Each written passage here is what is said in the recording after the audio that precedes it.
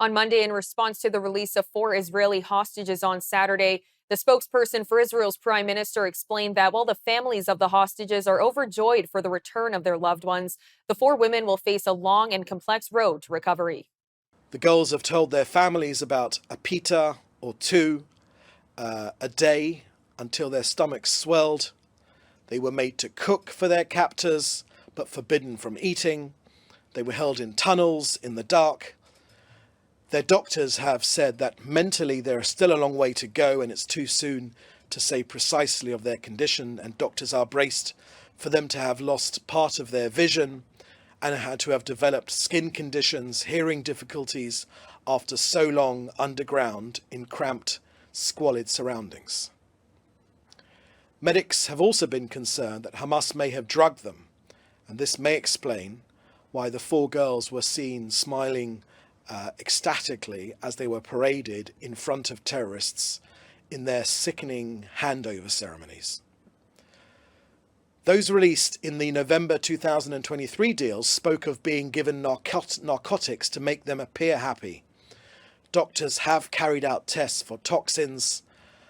Hamas put on a show on Saturday. We're asking people of goodwill around the world, please do not fall for it.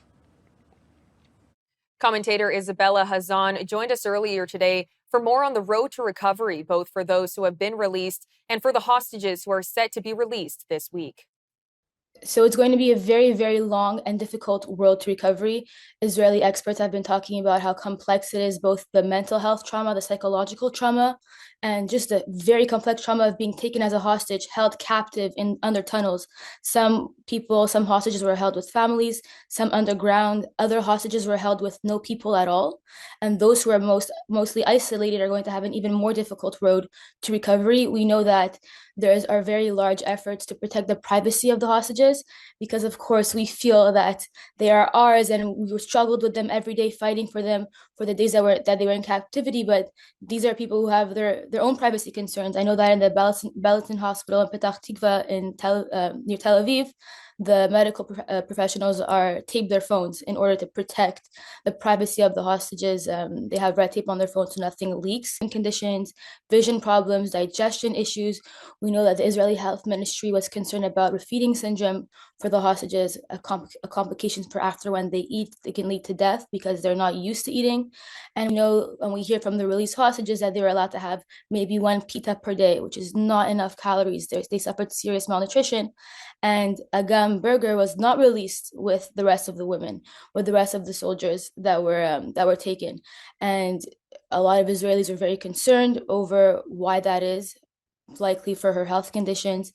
Hopefully, God willing, she'll be released this Thursday. And I also want to focus on some of the resilience of these women.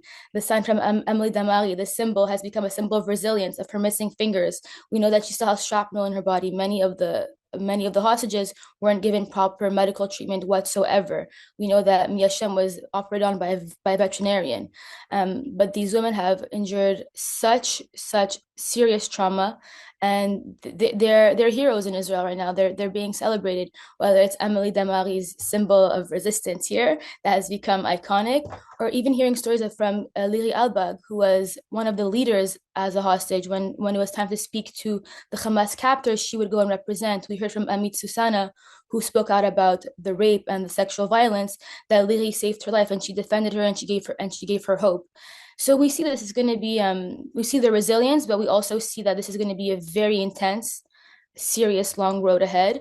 Israeli medical professionals are now emphasizing on the importance of them being able to make choices.